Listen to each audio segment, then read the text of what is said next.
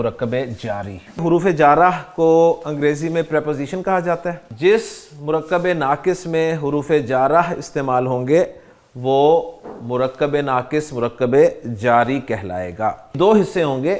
ایک ہوگا جی حرف جر. حرف جر وہ کلمہ ہوگا، وہ حرف ہوگا جو اپنے سے آگے آنے والے اسم کو مجرور کر دے. لہٰذا وہ جو اسم ہوگا وہ مجرور کہلائے گا. تو مرکب جاری کے دو پارٹس ہم نے کر لیے جی، حرف جر اور مجرور. 17 حروف جارہ عربی زبان میں استعمال ہوتے ہیں جی. ان 17 میں سے وہ پڑھنے ہیں جن کا استعمال قرآن مجید میں ہوا ہے. پہلا حرف جر با، یہ ہمیشہ زیر کے ساتھ آئے گا. با جو ہے یہ انگریزی کی پریپوزیشن ود کے معنی میں استعمال ہوتا ہے.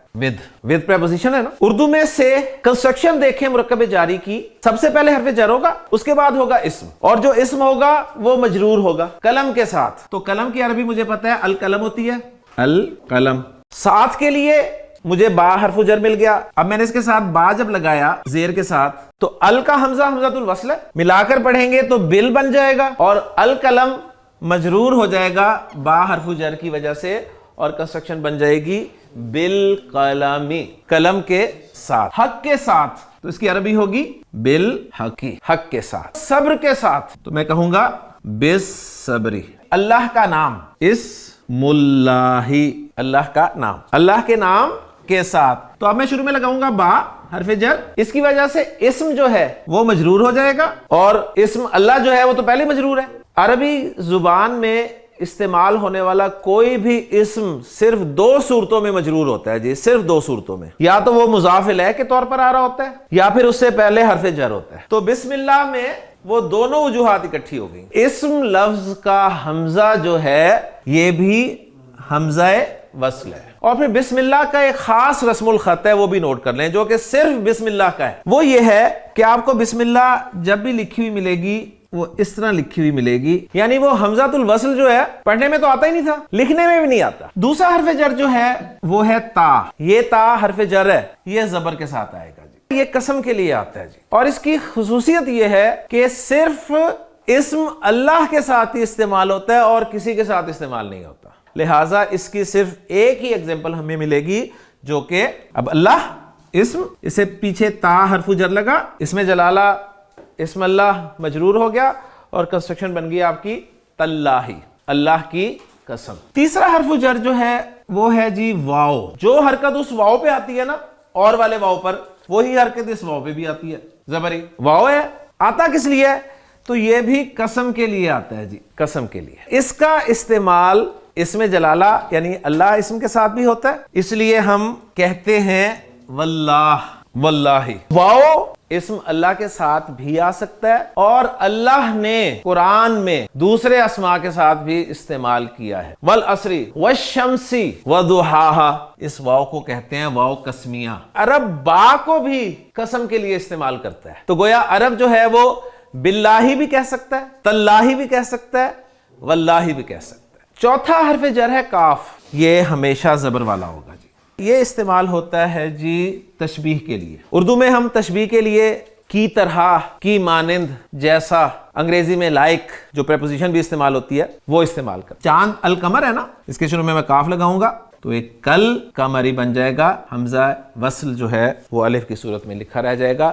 کل قمری، پانی کی طرح. کل مائی. پانچواں حرف جر ہے ہمارا لام. عربی میں لام بہت استعمال ہوتے ہیں. ایک تو الف با تا والا لام تھا، ایک ال والا لام تھا، لام تعریف.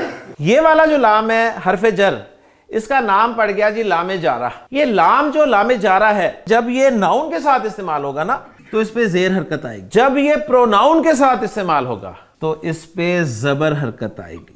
انگریزی میں جو فور ہے پریپوزیشن، اس کے معنی میں آتا ہے، جس کے لیے اردو میں ہم کے لیے کا لفظ استعمال کرتے ہیں. زید کے لیے. تو زید جو ہے اس کے شروع میں لام جارہ لگاؤں گا. اب زید اسم ہے یا پروناؤن ہے؟ ناؤن ہے نا. تو لام جارہ پہ کون سی حرکت آئے گی؟ زیر. اور اس نے پھر اسم کو مجرور بھی کر دینا ہے، تو یہ بن جائے گا لزیدن، زید کے لیے. للہ، الحمد للہ، تمام تعریفیں اللہ کے لیے ہیں. خاص استعمال اس کا یہ ہے کہ یہ belongs to کے معنی میں بھی استعمال ہوتا ہے. ملکیت کا مفہوم بھی اس سے نکلتا ہے. लिल्लाही अल्लाह के लिए या बिलोंग्स टू अल्लाह, अल्लाह के लिए या अल्लाह का। तो लिल्लाही मा फिस समावाति व मा फिल अर्द, आसमानों जमीन में जो कुछ है वो अल्लाह का है, अल्लाह के लिए है नहीं। हाँ, अल्हम्दुलिल्लाह, तमाम तारीफें अल्लाह के लिए हैं। इस्लाम के बारे में एक छोटी सी बात और बता दूं, मुसलमान के लिए, अल मुस्लिम। अब मैंने इसके शुरू में लगाना है लाम के लिए का मफहूम देने के लिए, यानी मुसलमान के लिए या मुसलमान का, तो लाम लगाऊंगा जी इसके शुरू में, लाम जारा ज़ेर के साथ आएगा। अल मुस्लिम मजरूर हो जाएगा, हमजा वसल खत्म हो जाएगा, लिल मुस्लिमी। लेकिन यहां पर एक बात अच्छी तरह नोट कर ले कि ये लामे जारा जो है, ये जब भी अल के साथ आता है ना, तो अल का हमजा पढ़ा तो जाता ही नहीं है कभी भी, अल का हमजा लिखा भी नहीं जाता। तो इसको फिर हम कैसे लिखेंगे? इसको हम लिखेंगे लिल मुस्लिमी, यानी जिस तरह पढ़ते थे ना उसी तरह लिखते हैं। छठा हरफ जर है फी, बहुत इस्तेमाल हुआ है कुरान मजीद में फी। अब इस फी के देखें दो हर्फ हैं, फा और या। फी जो है अंग्रेजी की प्रेपोजिशन इन के माना में इस्तेमाल हो, जैसे आप कहते हैं में, कुरान में, इसकी अरबी क्या होगी? फिल कुरानी। कद्र की रात, अब मैं कहना चाहता हूं कद्र की रात में, फी लगेगा शुरू में। लैला तू क्या बन जाएगा? लैलाती, फी लैलातिल कद्री लफी खुस्रिन। सुब्हानकल्लाहुम्मा व बिहम्दिका अशहदु अल्ला इलाहा इल्ला अंता अस्तगफिरुका व अतूबु इलैक।